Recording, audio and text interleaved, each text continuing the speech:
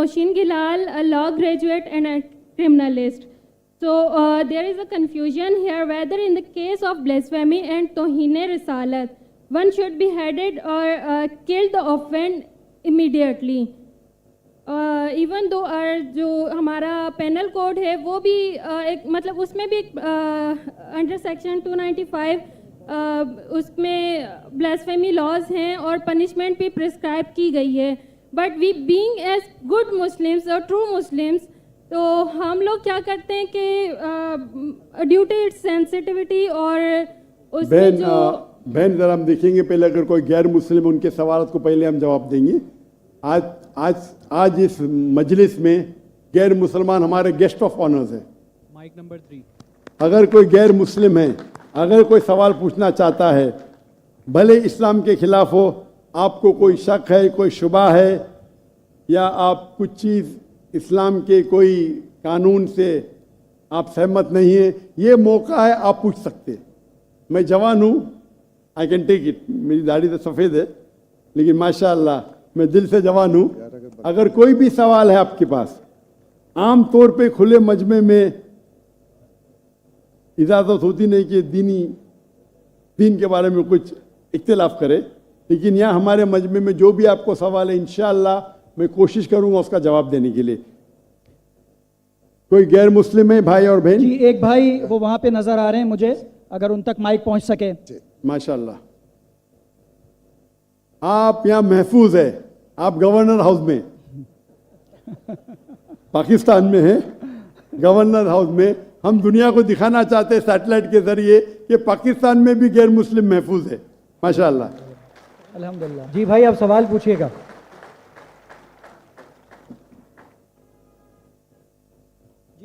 जी सवाल पूछिए आप। आपका नाम? मेरा नाम जावेद वजीर मसीह है। भाई साहब गैर मुस्लिम, और मैं मज़ाहिब का तालिब इल्म हूँ और आपका बहुत बड़ा फ़ैन हूँ। इसी तरह से मैं डॉक्टर इसरार अहमद साहब का भी फ़ैन हूँ। भाई साहब आप और मुसलमान, सबसे बढ़कर भाई साहब आप आप मुसलमान है क्या गैर मुस्लिम है? जी मैं क्रिश्चियन हूँ। जी हाँ, जी जी हाँ, पूछ सकते हैं। मैं आखिरी नबी मोहम्मद सल्लल्लाहु अलैहि वसल्लम का भी बहुत बड़ा फ़ैन हूँ और फॉलोअर हूँ। मैं एक दो बात करना चाहता हूँ। अगर हम सूरत मायदा में पढ़ते हैं तो उसमें जिक्र हुआ है कि जो नसारा है, जो मसीह हैं, ये ईमान में आपके बहुत करीब हैं। फिर उसके बाद मैं जिक्र करना चाहता हूँ, जब आप पे बुरा वक्त आया, तौबा माजरत के साथ मैं लफ्ज़ लेता हूँ, तो आपको एक मसीह बादशाह ने पनाह दी। उसके बाद मैं ये देखता हूँ कि हजूर सल्लल्लाहु अलैहि वसल्लम जब अपनी ज़ात में थे तो एक बेवा खातून थी जो आप रास्ते में से गुजरते थे तो आप पे वो कचरा फेंकती थी, लेकिन आप नीचे से देखते हुए मुस्कुरा के चले जाते थे। उसका क्या हुआ कि 2-3 दिन के बाद ये वाक़या ख़त्म हो गया। उसके बाद आपने देखा कि ये क्यों नहीं हो रहा। जब आपने देखा कि वो बिस्तरे बीमारी पे पड़ी हुई है और आपने जाकर उनकी तीमारदारी शुरू कर दी और आपने उनको खाना दिया। उसके सवाल आ रहा हूँ ना भाई, इंटरप्ट क्यों कर रहे हो? मैं ये बात करना चाह रहा हूँ कि मोहम्मद सल्लल्लाहु अलैहि वसल्लम जो हैं वो रहमतुल आलमीन हैं। वो जब बेवा ने देखा कि जिन्होंने मुझे भड़काया था वो तो कोई अब उनका पुरसाने हाल नहीं है, लेकिन हजूर सल्लल्लाहु अलैहि वसल्लम नबी कौनो मकान आखिरी नबी जो है सरवर कायनात रहमतुल आलमीन है, वो उनकी तीमारदारी करते हैं। वो आपके इस अमल को देखकर बशर्फ इस्लाम हो गई।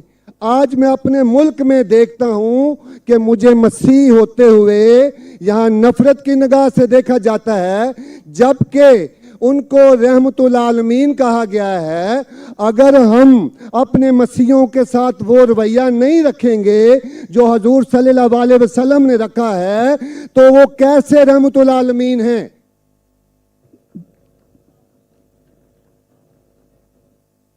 जी बहुत शुक्रिया आपके सवाल का। आखिरी अल्फाज जरा।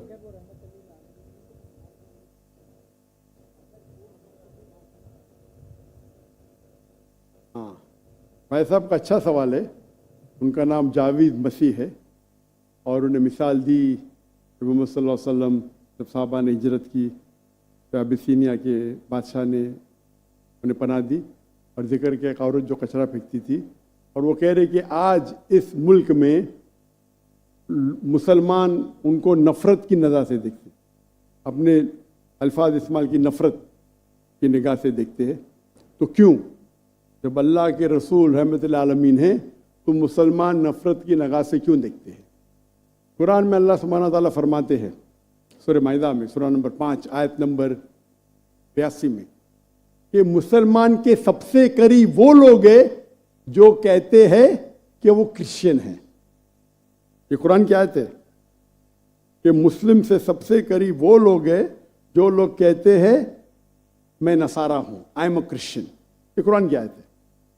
और कुरान में 1/3 हिस्सा 1/3 ऑफ द कुरान, तो 1/3 of the Quran is addressed to, मुखातिब है या अहले किताब, या अहले किताब, कहो अहले किताब से, यहूद और नसारा से। तो 1/3 हिस्सा कुरान मजीद का तकरीबन अहले किताब से मुखातिब है। और आपका सवाल कि अल्लाह के रसूल रहमतुल आलमीन बेशक है, कुरान की आयत है सूरह अंबिया सूरह नंबर 21 आयत नंबर 107, वमा अरसलनाका इल्ला रहमतुल आलमीन, कि मोहम्मद सल्लल्लाहु अलैहि वसल्लम अल्लाह ने उन्हें रहमतुल आलमीन, रहमत बना के भेजा है सारे आलम के लिए, सारे इंसानियत के लिए। वो बेशक है, उस पर कई किताब लिखी गई। अगर आपको मुसलमान नफरत से देखते हैं, उसकी वजह जानना जरूरी है। मुसलमान तो दूसरे मुसलमान को नफरत से भी देखते,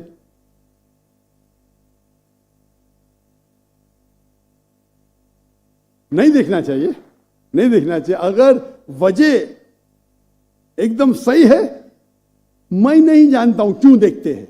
अगर मैं एक शख्स को देखूंगा जो एक लड़की को छेड़ रहा है तो मुझे भी उससे नफरत आएंगी, चाहे वो मुसलमान हो, चाहे हिंदू हो, चाहे मसीह है। आप समझे ना? तो उस वक्त मुझे हिदायत दी गई है, अगर एक इंसान कोई खवातीन या कोई लड़की का बलात्कार कर रहा है या ज़िना बिल जब्र कर रहा है तो रहमत क्या कहती है? अरे रहमतुल आलमीन, क्या बोलेंगे? सलाम अलैकुम बोलेंगे आप उसको? क्या कहेंगे? अगर आप बलात्कार देख रहे, ज़िना बिल जब्र हो रहा है, अब क्या कहेंगे? मैं मुसलमान हूं, अस्सलाम अलैकुम। अल्लाह के रसूल की हदीस है, अगर कोई बुरा चीज देखते हैं तो हाथ से रोको, हाथ से नहीं रोक सकते तो जबान से रोको, जबान से नहीं रोक सकते तो दिल में कोसो। ये मिसाल दे रहा हूं मैं नहीं कहता हूं कि आप बुरे इंसान हैं, मैं नहीं कहता हूं कि आप गलत काम कह रहे, लेकिन अगर कोई मुसलमान, मैं आपको नफरत की नजर के देख रहा हूं, जावेद भाई मैं आपसे मोहब्बत करता हूं, जावेद भाई मैं आपसे मोहब्बत करता हूं, on the microphone please, on the microphone, I love you too. खलास। तो आप ये जनरल स्टेटमेंट देना कि मुसलमान मुझसे नफरत करते हैं, मेरे लिए गाली हो गई ना? नो सर, माजरत, मेरे अकेले साथ नहीं, मेरे तो बहुत अच्छे अच्छे दोस्त हैं, बल्कि बहुत से उलमा मेरे दोस्त हैं। माशाअल्लाह। इज्तमाई तौर पे कोई एक आदमी गलती करता है तो हमारे चर्चेस के ऊपर चढ़ाई हो जाती है, हमारे सामने हमारे ईमान की धज्जियां उड़ाई जारी होती हैं और हम खामोशी से एक गिद्दड़ की तरह खड़े होकर देख रहे होते हैं, क्योंकि हमें यह नहीं सिखाया गया है। मैं इज्तमाई बात कर रहा हूं। अभी पिछले दिनों ये पूरा मजमा जो है पूरा है। भाई साहब ये सवाल जवाब का सेशन है, तकरीर का सेशन नहीं है। तकरीर के सेशन के लिए आप एक हॉल हायर कर सकते हैं। आपका सवाल आपने पूछे, मैं जवाब दिया। अगर कोई शख्स बिना वजह आपसे नफरत करता है तो गलत है।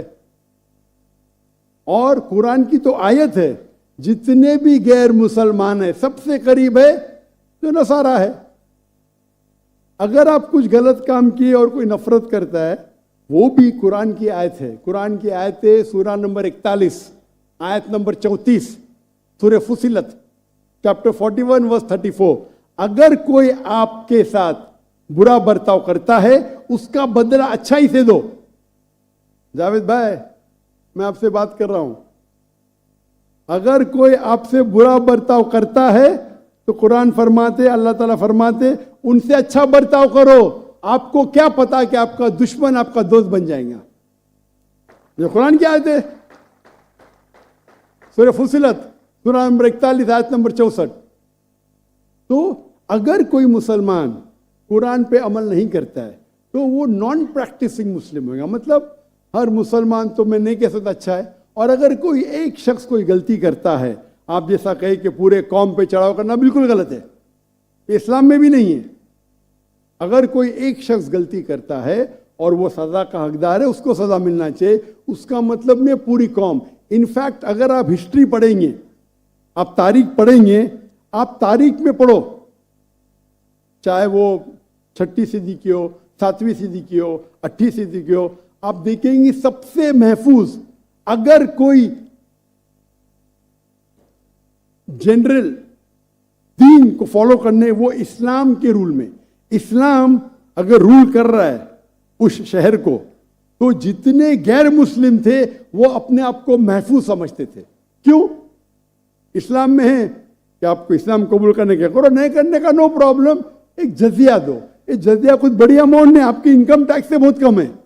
जजिया मतलब आप मानते हैं कि ठीक है आपको इस्लाम नहीं कबूल करने का, लेकिन मैं आपके अंदर पनाह चाहता हूं, तो जिजिया टैक्स आप देते, आप कबूल करते, और जब जिजिया टैक्स देते आपको प्रोटेक्शन मिलता है। इस्लाम में कहते हैं दिम्मी। और आप अगर इस्लामिक शरिया रूल के अंदर गैर मुस्लिम हैं तो मुसलमान मुल्क का फर्ज है कि आपको महफूज रखे, आपको कोई छू नहीं सकता है। और अगर जंग होता है तो आपको लड़ने की भी जरूरत नहीं, बाकी सब मुसलमान को लड़ने पड़ेगा। और जिजिया बहुत कम है, इनकम टैक्स का तो स्मॉल परसेंटेज है। इसीलिए अगर आप हिस्ट्री पढ़ेंगे, जब सलाउद्दीन अय्यूबी ने कॉन्स्टेंटिनोपल पे हमला किया, उस वक्त जो क्रिश्चियंस थे, ईसाई मजहब में कई फिरके थे, ऑर्थोडॉक्स, प्रोटेस्टेंट, कैथलिक्स, खुद ईसाई लोग अपने बाकी ईसाई भाइयों से उनका कत्ल करते थे। और जब इन लोग ने कॉन्कर किया कॉन्स्टेंटिनोपल को, तो मुसलमानों पे जुल्म किया। तो जब सलाहुद्दीन अय्यूबी ने कॉन्कर किया तो ईसाई लोग डर गए कि अभी तो हम लोग की मौत आ गई। तो उनने कहा, मैं सलाहुद्दीन अय्यूबी हूं, मैं मुसलमान हूं, आप मेरे राज में महफूज है। और इतना हिस्ट्री पढ़ेंगे आप, क्रिश्चियन, ईसाई चाहते थे कि सलाहुद्दीन अय्यूबी रूल करे ताकि वो महफूज हो। तो अब हिस्ट्री पढ़िए। आज मुसलमान को देख के दीन को मत समझिए, कुरान को पढ़िए, हदीस को पढ़िए। और इसमें आप देखेंगे कि कुरान के अंदर किस तरीके से इज्जत दी है गैर मुसलमानों को। दावत दो, कबूल करते अच्छी बात है, नहीं कबूल करती किस पे जोर जबरदस्ती नहीं। अगर कोई इस्लामिक मुल्क में कोई भी चर्च है या टेंपल है, उसे डिस्ट्रॉय करने की इजाजत नहीं, अनलेस वो कोई फितना कर रहा है। ये सब उसूल है। वो फितना कर रहा है तो अलग बात है। तो एक इस्लामिक मुल्क में सबसे ज्यादा महफूज है मुसलमान। और मैं मिसाल देता हूं, मेरी जाम में से आ रहा हूं, मलेशिया में हिंदू 6% है, 6.3%, 6.3% है। आप कंपेयर करेंगे बिटवीन इंडिया, जिस तरीके से इंडिया माइनॉरिटी मुसलमानों को ट्रीट करता है, हम 14.3% है according to the Indian government, वहां मलेशिया में 6.2%। लेकिन जिस तरीके से मलेशिया हिंदू लोगों को ट्रीट करता है, इतने अच्छे तरीके से, इतने उनको राइट्स दिए, ये एक मिसाल है। मैं पाकिस्तान के बारे में कह नहीं सकता हूं क्योंकि रहता नहीं हूं। मैं नहीं कहता हूं पाकिस्तान अच्छा सलूक करता है, नहीं अच्छा सलूक करता हूं, मुझे हक नहीं बोलने का क्योंकि मैं जानता नहीं हूं। लेकिन मलेशिया में जहां रहता हूं मैं जानता हूं, इतने राइट्स है उनके पास, इतने हुकूक दिए गए। तो इस्लाम के अंदर गैर मुसलमान महफूज है। सिर्फ फितना नहीं करना चाहिए कि कुरान कहते फितना इज वर्स देन कत्ल से और खराब है। तो अगर आप फॉलो करते जो उस इस्लामिक मुल्क का कानून है तो गैर मुस्लिम सिर्फ गैर मुस्लिम होने की वजह से उन्हें कोई भी अटैक नहीं कर सकता है, और करता है तो गलत है। Hope that answers the question. Doctor साहब माशाल्लाह आपकी गुफ्तगू के दौरान जो पिंड